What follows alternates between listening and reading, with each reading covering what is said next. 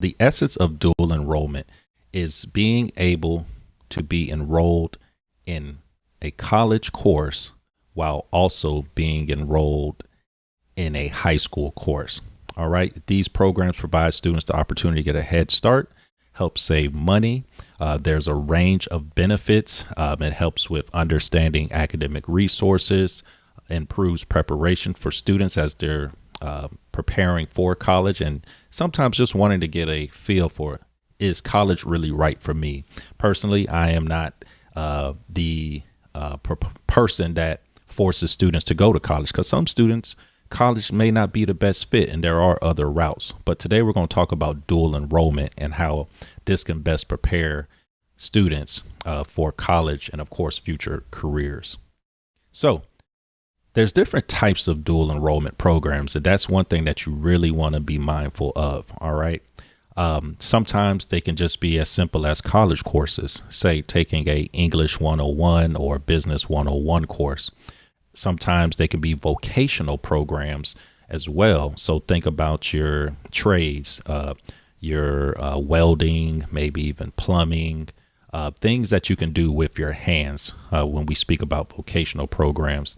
And then, of course, there's articulation agreements in which high schools partner with their local colleges and they create articulation agreements or partnership agreements in which then there are programs such as concurrent enrollment in high school. You'll see it as CIHS, stands for college in high school, as well as early college high school programs. And what this does, it provides students the opportunity to earn both an associate's degree as well as a high school diploma at the same time. Of course, that's with being successful in completing all of those courses. So, who is eligible to take dual enrollment courses? This is a question that always comes up. Am I eligible to take dual enrollment courses? Well, there's a few caveats to this, and so stick with me. But typically, if you have a 2.5 or higher, you're usually good for dual enrollment courses nationwide. Some don't even require GPA requirements. Some may even just ask you to take what's known as a placement test exam, which is basically an assessment to see if you are ready to actually be successful within college. Because as a college administrator, college faculty, the last thing we want to do is get you into a college course that you're not ready for, because the grade that you receive does go on your actual official transcript. So remember, these courses are not just, oh, let me see what it's about, and then I can act like it never happened if I got a bad grade. No, this goes on your official college transcript for the rest of your life. So think of it like that. Of course, parental consent is very important. Having just students sign up on their own, yes, that would be great. However, because these students are in high school and still under the tutelage of their parent or guardian, it's important that parental consent is had. And that's usually with a signature of some sort or acknowledgement that they are aware of this opportunity for their student. Now, number 5 here, where it says a minimum age requirement.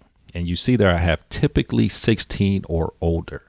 Now, typically 16 or older is the cutoff line. However, there are early college high school programs or college and high school programs that go all the way down to 6th grade. OK, you're going to see some examples here. I'm going to show you of students who are as young as 9 years old. That's right.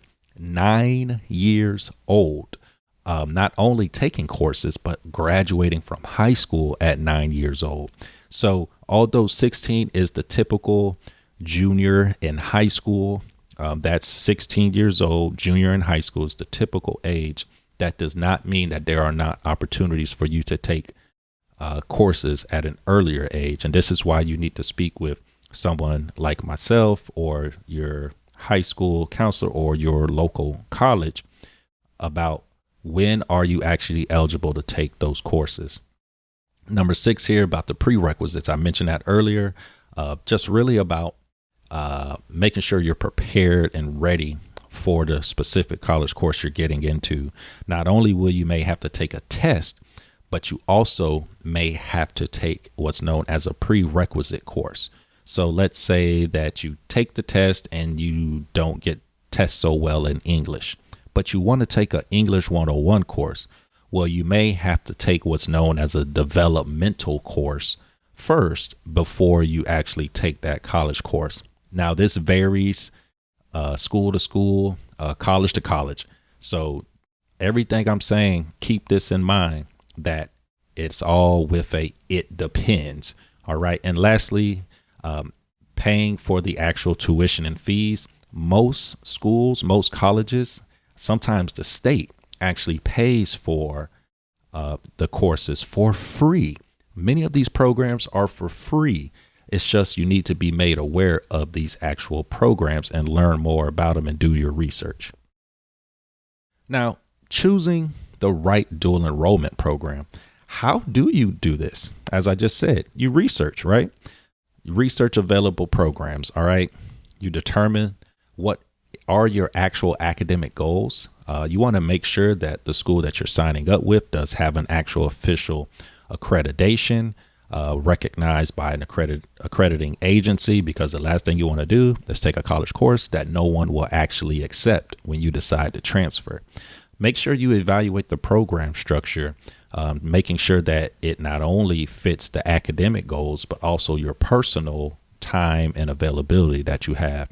Of course, you got to consider costs, seeking guidance from, as I mentioned before, your school counselor or college advisor like myself, who can provide that insight for you. And of course, make sure that the student,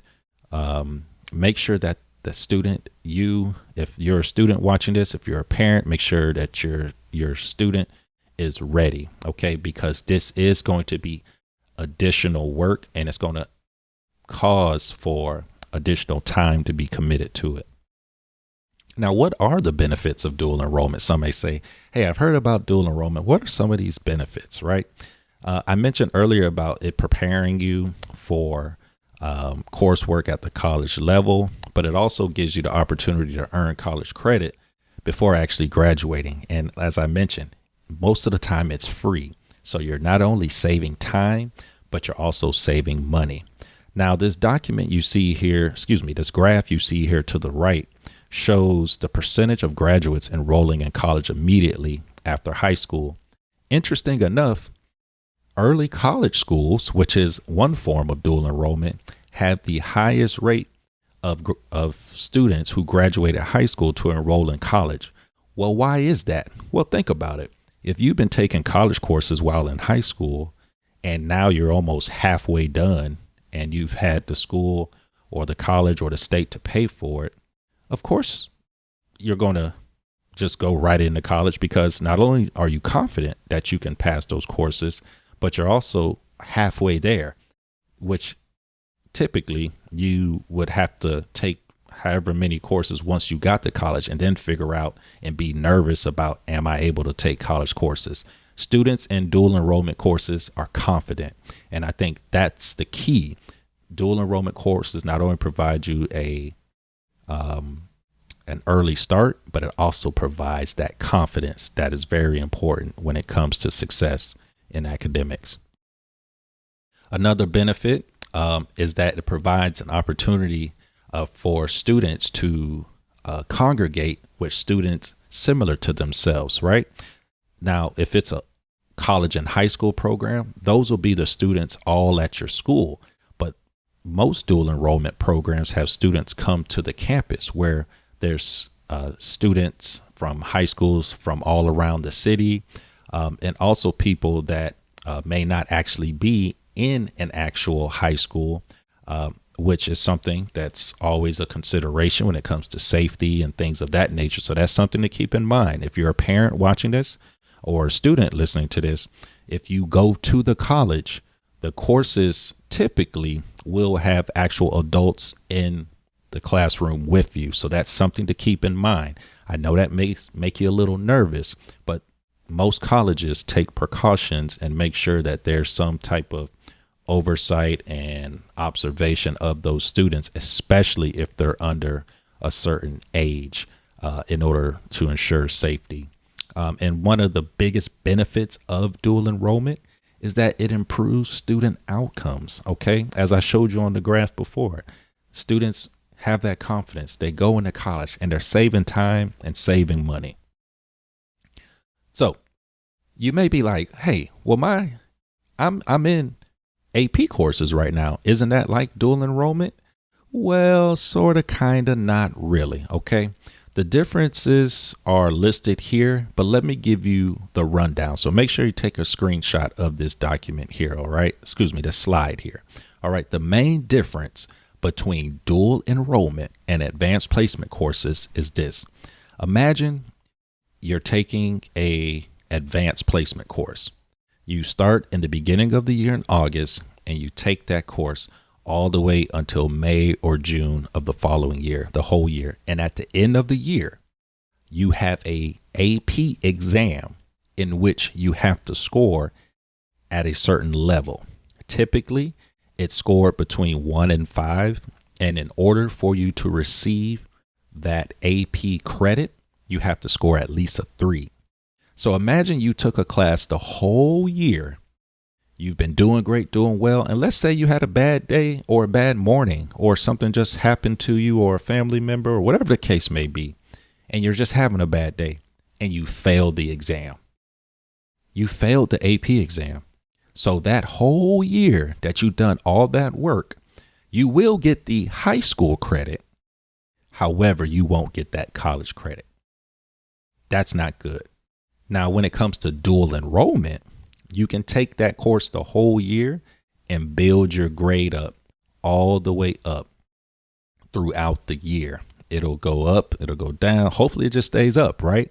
But there is no final test. That's the end all be all. So that's the difference between dual enrollment and AP programs. Okay.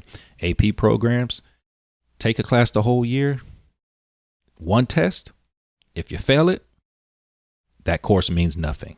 You can take a dual enrollment course the whole year, and that final test may affect your grade slightly, but it won't be the end all be all for your grade. So make sure you understand the difference between these two, because a lot of people think that they're the same, but they are not the same. I repeat, they are not the same. So please be sure to understand that an AP course is based around one final last exam, while dual enrollment, you can take your courses, you can earn your grade throughout the year and not have so much pressure on you as it relates to that final test.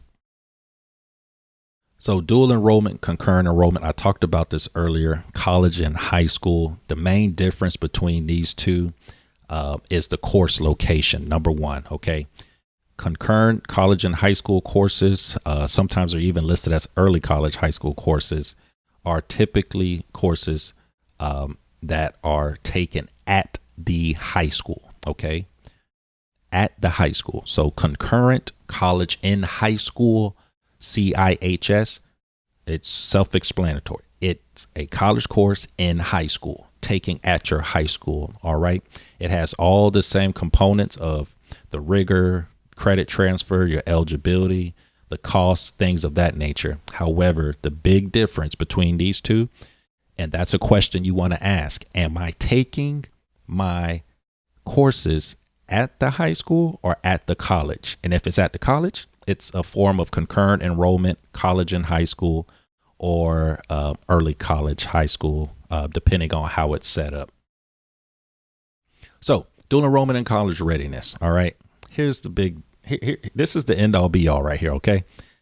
Exposure to college level coursework, access to college level resources, and you improve not only your transferability into a college, but time management skills. And of course, college credit, right?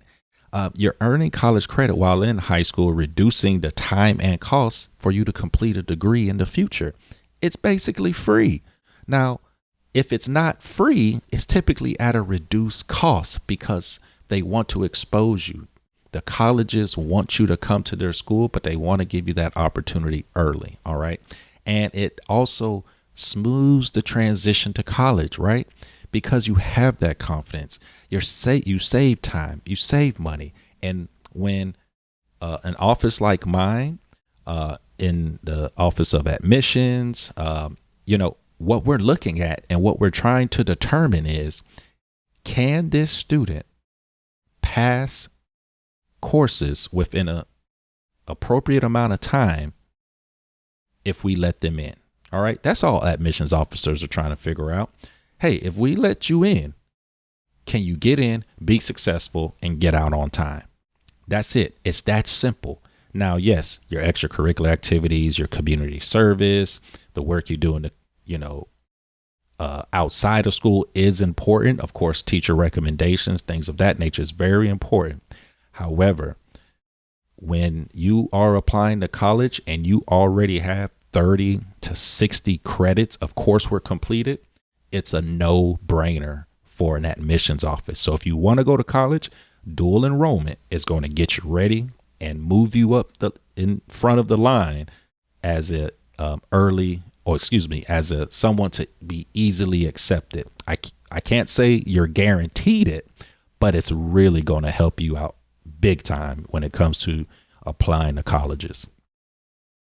Career readiness. Think about it. You can take, let's say, a vocational program as a dual enrollment program in welding.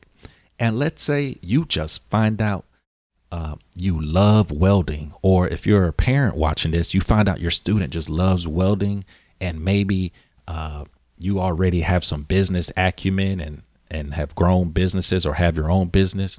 Instead of going to college, you can go right into a career instead of going to college. All right. So like I said in the beginning, you don't have to go to college, but if you don't go to college, what are you going to do to make money and to survive in this world? And dual enrollment really helps with preparing you for a career as you're moving forward. And be sure to take screenshots of this so that you can always reference them. Now, you may say, all right, okay, Dr. Stubbs, we hear you. This sounds good, but let's talk about some success stories, right? Now, I have an example of Lily, and you can read that on your own. Pause the video, take a screenshot, and also Maria as well. But I want to focus on the young boy to the right. His name is David Balogan. I hope I'm not mispronouncing his name wrong, but he is a 9-year-old high school graduate. That's right. You remember I said this earlier in the video that students are graduating as early as 9 years old. You maybe didn't believe me, but here he is. I dare you to Google him.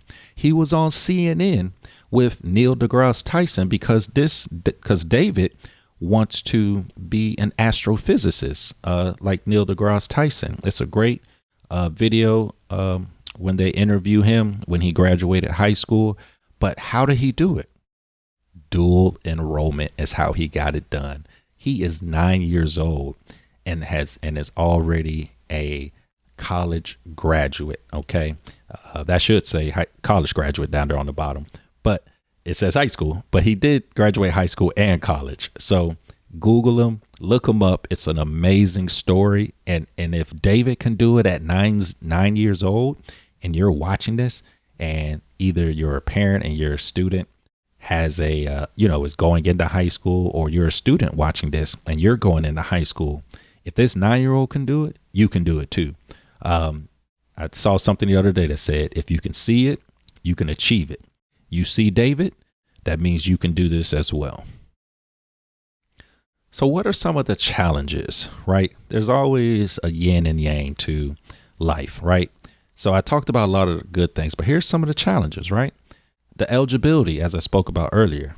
If you don't pass the placement test exams, you may not be able to go right into a college course. You may have to take those in a developmental course like I spoke about earlier. Scheduling conflicts, all right? Most dual enrollment courses, when they're at the colleges, this is going to be in the evening time, okay, after school.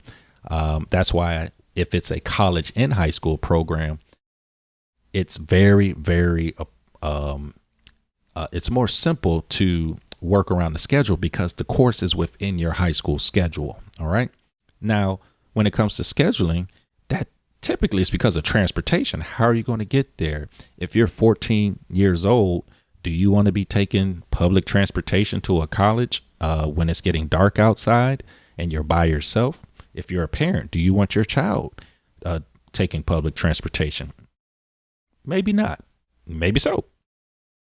I wouldn't if it was my child. So that's one of the challenges. Academic rigor, of course, it's a college course. It is not a high school course. So the academic rigor, meaning the difficulty, is going to be increased. And of course, costs. Yes, dual enrollment programs can save money, but there are sometimes costs associated with these programs. But as I mentioned before, most high schools, their school district, the college, or even the state provides funding for these programs at either no cost or reduced costs. All right. And sometimes with dual enrollment, there are different transfer policies that may cause your courses that you took to may not seamlessly transfer as smoothly as it would if it were a course taking. Basically, what I'm saying is some schools don't accept certain courses. So that's why it's very, very important that if you are going to take a dual enrollment course, that you already know the college or the colleges that you really want to get into. Because what you would do is call the college. You would call the college and say, hey, I'm about to take this Business 101 course. Who do I need to speak to see about its transferability to your college? That's all you got to ask. Call the academic advising office. There's always an academic advising link for every college. Call them and ask them, who do I speak to assess these courses that I would like to transfer to your school? And they'll give you the answer, and you'll either know that, yes, this course they accept, or no, this course they do not. So what are some best practices, right, in dual enrollment? Making sure clear communication, not only with your professors, with your counselor, with, if you're a parent, with your student, but making sure everyone's on the same page. All right. Number 2, course alignment. Like I just mentioned, making sure that those courses are aligned not only with your high school curriculum, if it's a college and high school, but also that they are in alignment with the college that you want to go to. Making sure that there are qualified instructors as well that are teaching those courses. That's very important. Most colleges require at least a master's degree within that field and 18 plus credit hours. All right. Making sure that there's adequate support for the students. Does the dual enrollment program have tutoring? Do they have support services? How accessible is the dual credit liaison at the college in order to help you? All right.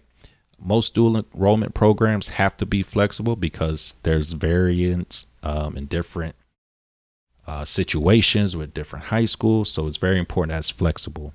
Making sure that the credit transfer to other colleges and universities is smooth and basically general courses. So, for example, Psychology 101, History 101, Business 101, English 101.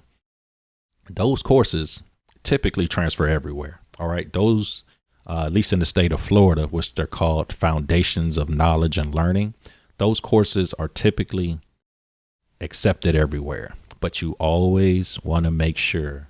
So call the college and make sure that the course that you are taking or your student is taking is going to be able to transfer to that particular institution. And of course, if you're taking or going into a dual enrollment program or even starting your own, if you're a faculty or staff member watching this, making sure that there's always evaluations and improvement. All right. Asking them for the data. How many students took courses in the last 2 years and how many passed them successfully? You can ask colleges for this information. If they don't answer you, you can actually do a request to the college's institutional research department, which typically, especially if it's a public school, they have to provide you that by law. All right. It's a law. They can't keep that information from you. If you ask them for the data for dual enrollment students, graduates, the success rates, things of that nature. So keep that in mind as you're shopping around or you're considering dual enrollment or even starting your own dual enrollment program. All right. We know dual enrollment and COVID-19 had a big impact. OK, but one thing that dual enrollment did, all right, it really showcased the ability for online learning. All right. So many colleges, they typically were pushing the in-person, but many have many online opportunities. OK, of course, there were disruptions, there were changes to eligibility requirements, and there was financial impacts. But the financial impact that COVID-19 caused people, the effect of that was that colleges began reducing their costs for courses. They began offering scholarships. States began passing out, or giving appropriations, which is basically money from the state in order for school districts to give to students to take dual enrollment courses. And of course, mental health and well-being. Now, mental health has always been around, but COVID-19 really brought that to the forefront in the center. Dual enrollment and equity. I'm going to fly through this real quick. One thing about dual enrollment you have to keep in mind, especially if you're a student going into dual enrollment, that, hey, everyone in the class may or may not look like you. That's just what it is sometimes. But the goal is this being dual enrollment to be accessible, giving an opportunity to everyone. It helps to close that achievement gap, and it really prepares students for their careers. All right. So you may be saying, whoo, Dr. Stubbs, that was a lot. All right. We're getting to the end here, people. We're getting to the end. All right. But here are some resources that you can reach out to ask about dual enrollment opportunities. High school counselors, college and university websites, state departments of education. One good one, number 4, the National Alliance of Concurrent Enrollment Partnerships, which is a professional organization based out of Texas, but they're a national organization, and they have tons and tons of resources when it comes to dual enrollment. College Board. Many of you have heard about College Board and the AP exam. That's what it's ran through. Remember what I said about the differences between AP exams and, AP courses and dual enrollment courses. All right. The ACT, they also offer information about dual enrollment programs. And of course, federal student aid website has many opportunities about financial aid opportunities. However, if you're a dual enrollment student, typically you are not going to be allowed to receive financial aid. However, that does not mean that they do not have scholarships available that you can apply for in order to take dual enrollment courses. All right. You will not receive student aid, federal student aid. All right. That's a whole nother video about financial, obligations. So to conclude, all right, we're at the end, everybody. I tried to get through this as quickly as I possibly could. All right. So number 1, dual enrollment programs, save your time, save your money. Number 2, make sure that you understand the eligibility requirements and the criteria needed for you to take those courses. Dual enrollment courses really help prepare students for college and careers. Challenges. Don't forget, there are many challenges, and you got to think about this ahead of time. Do you have the time? Do you have the transportation? Are you going to be able to attend the course? If it's an online course, that makes it a lot easier. If it's in person, you're going to have to get to the college, usually after school. All right. Best practices. All right. Making sure there's procedures, there's support for students, there's equitable access for all students. And of course, the resources that I spoke about just a slide ago regarding the university websites and other organizations. And there's many others. All right. So I say all that to say the future is bright. All right. And my name is Dr. Christopher Stubbs, the CEO and founder of Tailored U Academy. I run a college and career counseling business for students and families where basically, we help prepare students for their future, and we tailor it specifically to the student's needs. All right. It's all about connecting the now to where you want to go. And we tailor it specifically to what it is that you want to do. Okay. So remember, the future is bright. There's tons of opportunities. There's ways for you to save time and money. However, I'm very aware from my years of experience being in this field that many people just don't understand what it is. So if you have any questions, you want to get more information, you need someone to help guide you, reach out to us at Tailored U Academy. We'll be more than willing to help.